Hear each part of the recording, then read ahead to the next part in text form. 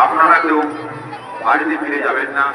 ঝাঁপের শেষে আপনারা প্রত্যেক বছরের মতো এবছরও সেই মৌলিক পরিবার থেকে প্রসাদের ব্যবস্থা করা রয়েছে। তাই প্রত্যেকে প্রসাদ সেবা করে বাড়িতে ফিরবে।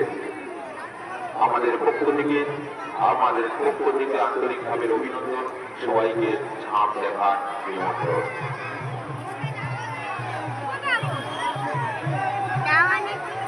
বাবা তুই পারবি